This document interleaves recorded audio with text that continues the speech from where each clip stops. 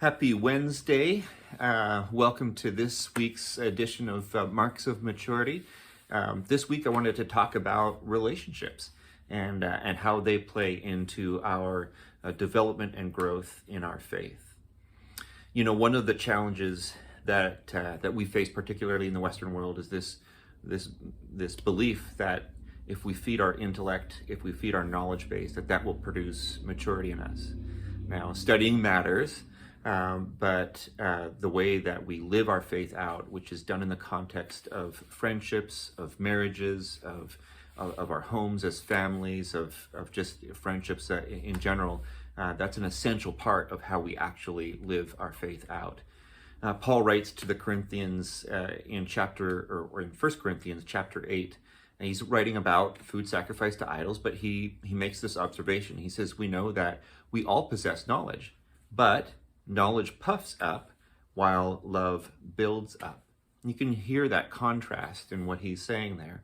And you've all met the expert in whatever it might be, and there can be a pride factor that comes in that. I know more than you do, or I know more than other people do, and so we're ready to kind of show that knowledge off, or that information off. That's not going to move you towards maturity. That's just saying you know something and you're sharing it. So don't let that puff up your ego, but rather build people up through love. Paul also writes to the Thessalonians in 1 Thessalonians 5, verse 11. He says, therefore encourage one another and build up one another, just as you also are doing.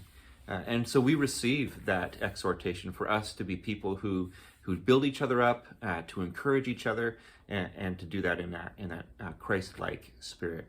We can't truly become mature on our own. So I want to leave you with three just very simple thoughts about real relationships and how they can positively impact our growth in Jesus. The first one is this: relationships require risk.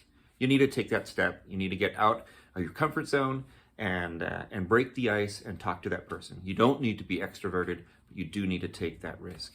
Learn from the kindergartners and first graders of the world. You know, for them, for somebody to be their friend, you just need to be in proximity. Like if you're within about 10 feet of me and I'm 5 years old, then you're my friend, and that's the end of it. So we complicate things sometimes as adults, but take that risk, initiate, and it'll be hopefully worth your while. The second thing is that relationships require for us to bring our authentic self into that space. You can't be ambassador for you have to be actual you. And so I want to encourage you to be the same person in public as you are in private. It's much better for you, again, to just be who you are. Shockingly enough, people will still like you, even if they know who you actually are. So bring all of yourself. Yourself is good. You are fearfully and wonderfully made.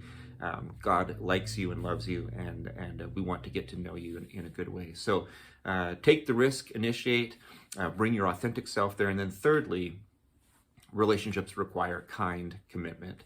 And so I think we all understand that relationships will bring about testing. There will be times when we misunderstand each other.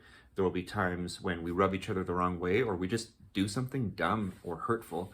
And so part of this growing up process is being willing to do the hard healing work to get through that and to love each other in a great way.